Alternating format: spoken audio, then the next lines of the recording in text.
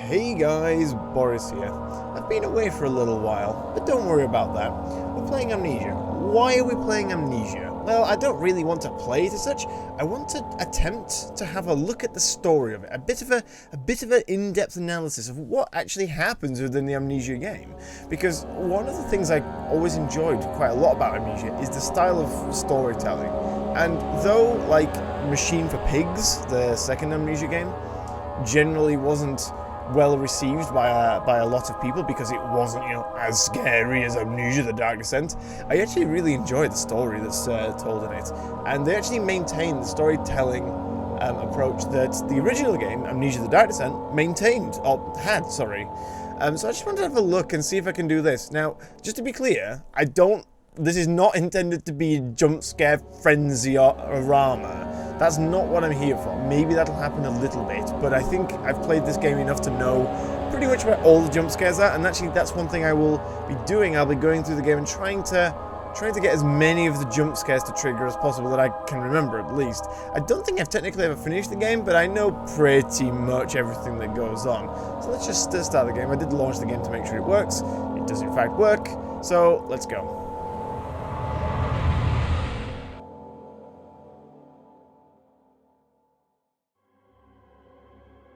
Don't forget, some things mustn't be forgotten. The shadow hunting me.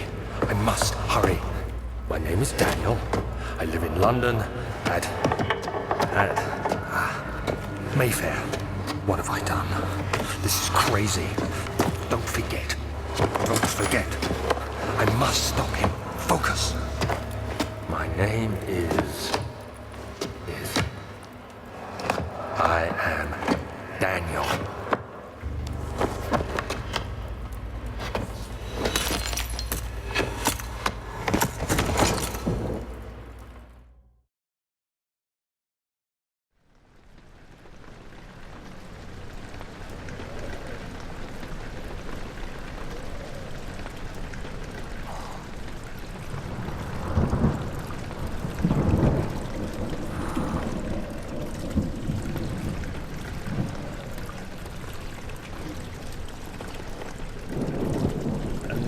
Game hands us control. A very blurry screen.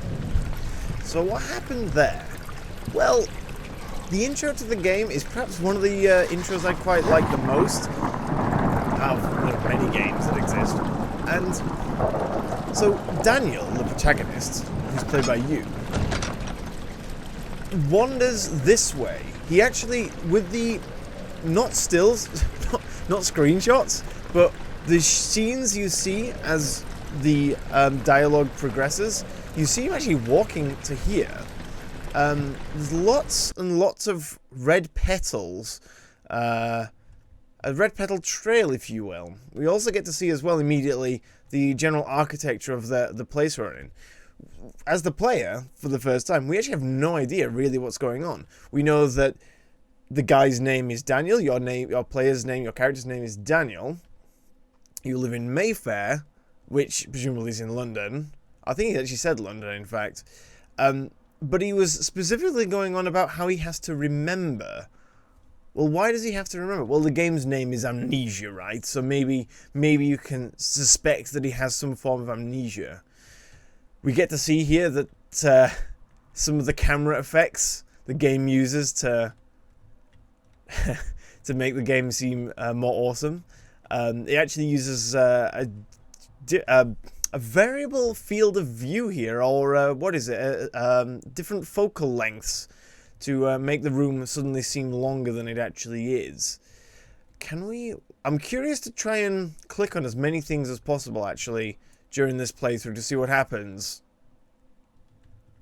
Because there's lots of things you can click on that trigger various things. As you saw, I just clicked on these double doors here, and it triggered like a moment of terror for Daniel, which is quite interesting. The screen is still actually incredibly motion blurry.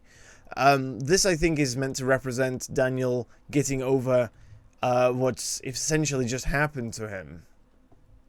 This is also a bit of a tutorial section to the game, so there's, various things happening. One of the mechanics I always liked in the Amnesia game is both Amnesia games, and including that includes Penumbra Black Plague, which I haven't really played, is how you have to open the doors, and to open and close doors you have to stand still and work the mouse to open and close these. I always enjoyed that. What are these petals about? Why are these here? I'm sure we'll find out at some point in the game. You can also move around random objects that you don't otherwise need to be able to move around, like this broom, for example, which I think is a really nice touch. I think it actually works really well as a game mechanic, because it means that you don't necessarily know like what is useful to you and what isn't. Like the broom, I know that it's completely useless to us, but maybe it isn't if I didn't know any better. There are various other rooms like this in the tutorial area. This is, I think, well, it's not really a tutorial area, is it? Because the game mechanics are pretty straightforward, but they offer various little, things, and we can do that. Can we actually run yet? Yeah, we can kind of run. The running speed. The running speed in Amnesia is one of the more interesting things I like. It's barely faster than just walking. Didn't I miss a thing here? I'm sure I've missed a jump scare already. I mean, maybe it's the next room. I think it is actually the next room. One of the rooms in the opening area, one of the lights go out. I wanna see that thing happen. Now what's weird is it sounds here like it's outside. You can hear the wind billowing. If we go back over here, I mean, there's lots of windows over here, but they all seem to be pretty much intact, so I'm not really sure why there's billowing wind. I guess it's just meant to be more atmosphere. I always thought that a castle type thing like this would actually be quite quiet, in fact, although there is a storm raging outside, so perhaps that is, a contributing factor. It's also weird that all the lights in this area are, they're all lit. I wonder if Daniel did this before he did what he did in order to maybe make himself feel better somehow. Maybe. Oh, I should have mentioned that I just picked up 2 tinder boxes there. With those, you can, of course, light candles and various other things. We hear something that sounds like possibly footsteps. The room seems to be shrinking. Actually, the room isn't shrinking at all. Your camera's perspective is being adjusted. The room itself is remaining the same. It's a really nice effect. It makes you feel like you maybe have... It makes it feel very claustrophobic. And for some reason, at this point, Daniel collapses to the ground. I never really understood why he collapses to the ground here. Maybe, is it the sight of this symbol that does it? But the thing is, this symbol's, like, here, but the camera always seems to go, like, in this direction. So I'm not really sure what causes that to happen. We have more, what is this stuff? I always thought these were, like, petals, but they're not, are they? They look like liquid that's been dropped on the ground. And there's yet more of it here. And then we enter another room. With suspicious creaking doors, no less. Oh, we don't have the lamp yet, do we? No. Now, the funny thing, one of the mechanics in this game, of course, is when you enter a dark area, Daniel starts to go slightly mad, which I always loved as a mechanic. But you can actually see in dark areas. So this area over here looks very dark, and then as you approach it, the lighting actually adjusts so you can, in fact, see. I must admit, I was never a fan of this mechanic because it made it always kind of deceptive as to what area actually, you can see in and which areas you can't see in. Oh, also I should point out as well, pretty much all the cupboards in this game you can hide in if you want. I don't think hiding in any of these cupboards actually triggers anything. But it's a really good hiding spot if you, of course, get into some trouble. This is the room I was thinking of. So this room is very well lit and very, very inviting. There's lots of paintings, well, 3 paintings, which are all very well decorated, and the room generally is very well decorated. But if you wander in, foul wind kicks up and plunges you into darkness. I've actually turned off the tips on the game, but you would actually normally receive a tip here at this point saying, something about stay in the light, or something to, to drive away the darkness. And here you can see that you can, in fact, light, you can light certain things with your tinder boxes. I always like it. I like it how no matter what thing you light, you only light that one thing. You light the whole thing. So in this case, we lit 5 candles, but we'll encounter single candles, which will use a whole tinderbox as well. Hey, that's how the game works. It's a shame you can't take any of the candles with you, but you know that'd be dangerous carrying a lit candle, right?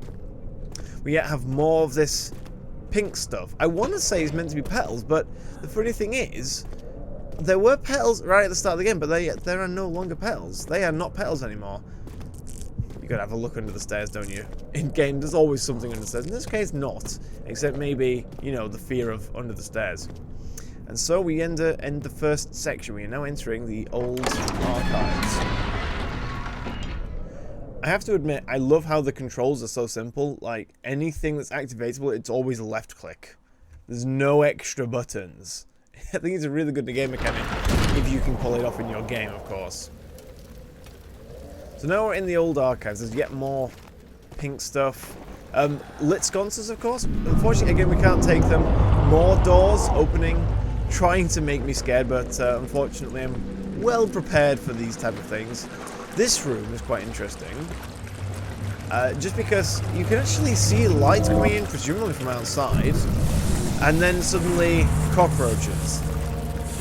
I'm not sure if Daniel actually has like a morbid fear of cockroaches, but certainly they're not pleasant any day of the week. And we get 2 tinderboxes for our trouble. This game really does reward you for exploring, which I really do enjoy. Now notice as well, actually, this corridor is now pitch black. These were lit. We can relight them if we want. I'm not going to. But this corridor was lit, and that foul wind that kicked up in there has also darkened the corridor. The architecture of this area of the castle, spoilers, we're in a castle, does match pretty much with everything else.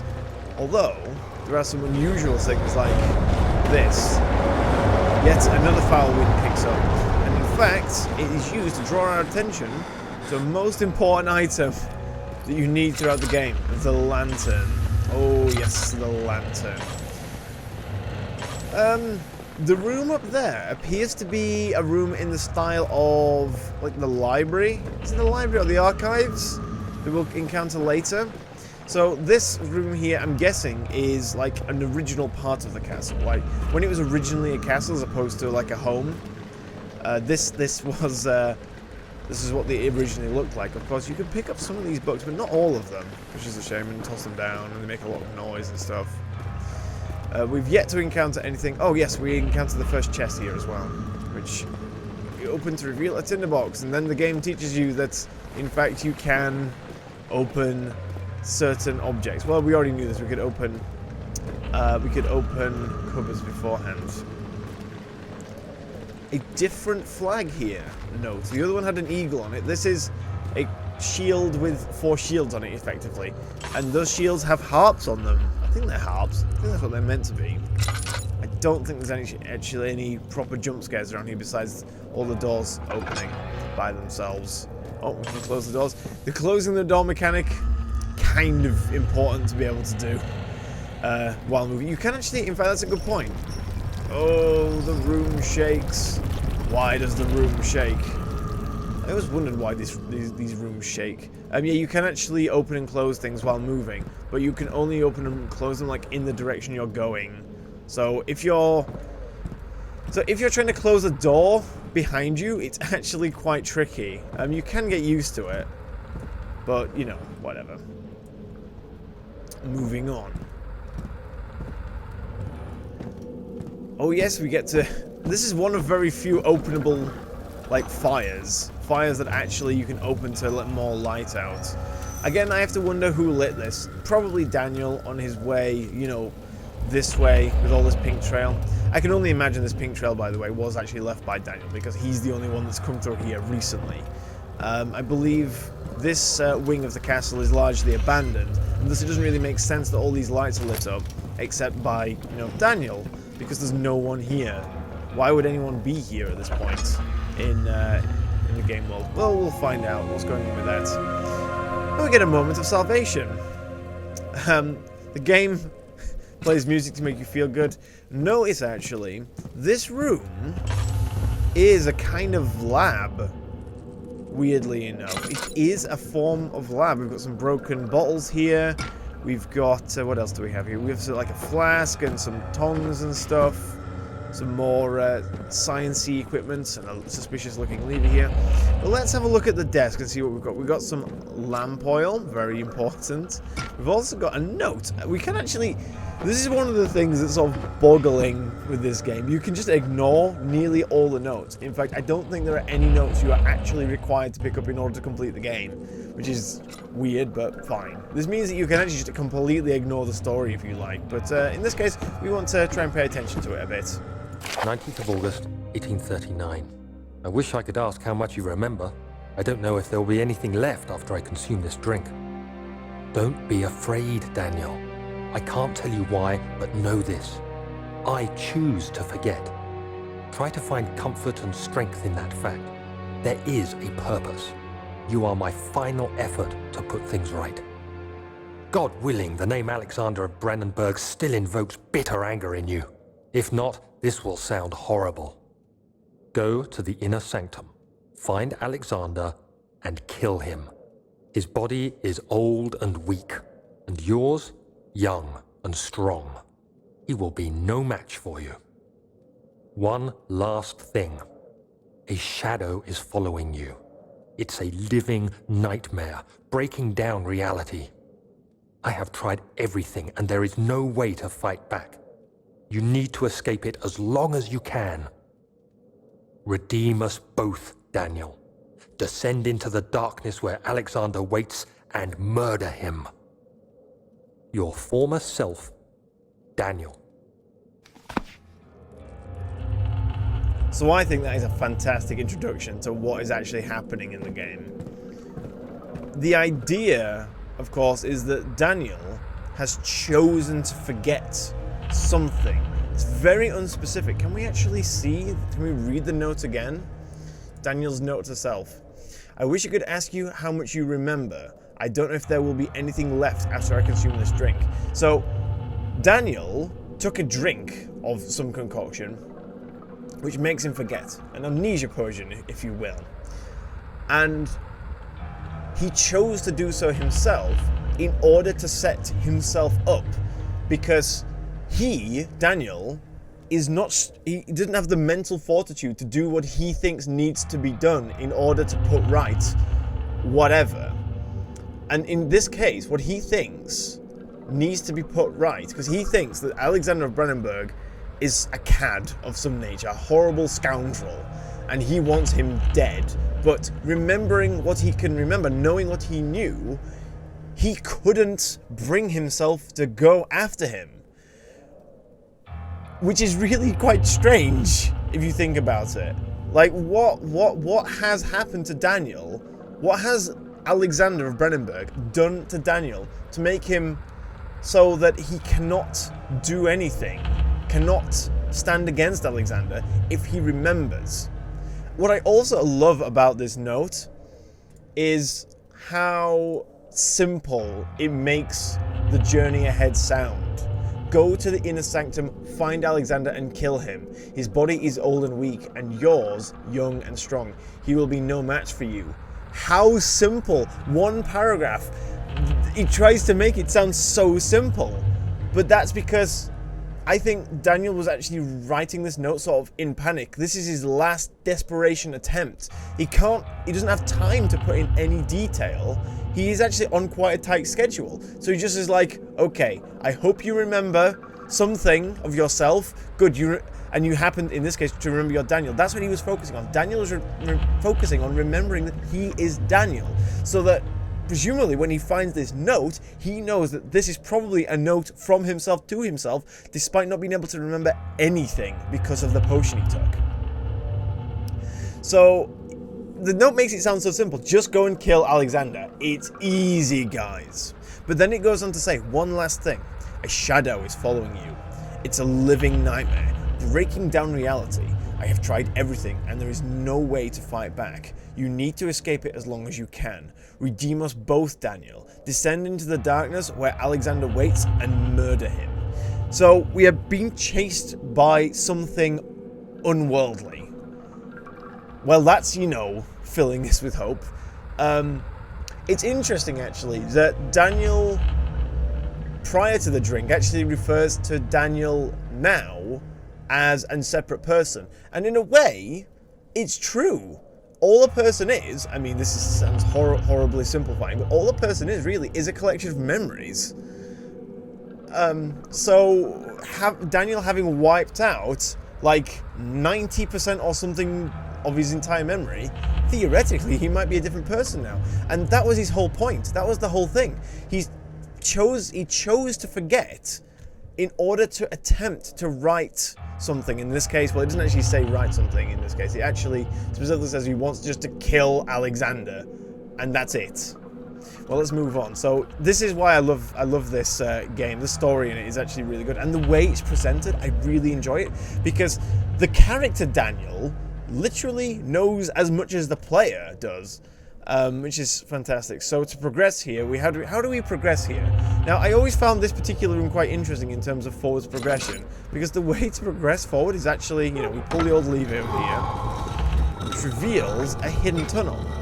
But the thing is, there was no...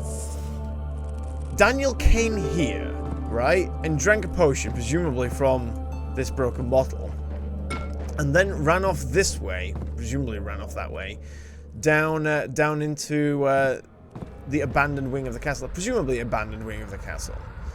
So how did he get here in the first place? Since, is there actually a way to open this on the inside? Nope, but there is in fact a door here, which is really weird. And in fact, what's especially weird, so I think this is just a game mechanic to teach you, yes, that this place is full of hidden passages. Not really full necessarily, but I think it's just there as a game mechanic. It's not really there for any particular story purpose, because, well, because, you know, the game's going to teach you that, yes, there are hidden passages, yes, there are levers. It's quite weird, actually, because, of course, we're in the entrance hall now, so presumably, at some point in the castle's use, this would be a heavy thoroughfare, a heavy traffic location of some kind, and yet, just right here, there's a door that leads to behind a hidden passage, of which there's no obvious way to get out of. So, well, maybe actually, hold on, actually, let's have a look. Let's see if this is labeled in any way. It is labeled, though the label is kind of missing. It's kind of been lost over the years. Presumably, this may, if this was actually how it was intended to set up, you know, architecturally, presumably that was treated as some kind of cupboard, and there was in fact another way around to the lab, or what is now used as the lab, where Daniel took the potion. Anyway, guys, I'm going to leave it here. We've made it to the entrance hall. Oh, actually. Alexander, is it inside the castle? In a manner of speaking. Come, bring the lamp. You've been to the refinery, have you not? I don't believe I have. Is it connected to the... what did you call it? The inner sanctum.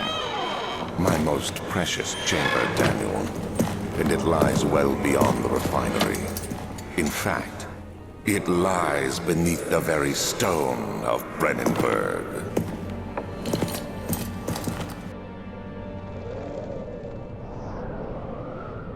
And so we learn that despite taking the amnesia potion, some memories, some triggers can bring back memories. And while this is not the first meeting between Daniel and Alexander, it brings back a distinct memory of where Alexander started, or showed Daniel the way to the inner sanctum through the refinery. Anyway, guys, thank you for watching. I'm going to leave it here for now. Let me know if you enjoyed this, and if so, I'll probably continue anyway. Don't worry about that. But please leave a like if you enjoyed it, and let me know what you think of this style of gameplay. I mean, it's not really gameplay at all, is it? It's story analysis kind of stuff. Anyway, guys, thank you for watching, and I'll see you guys next time. Bye.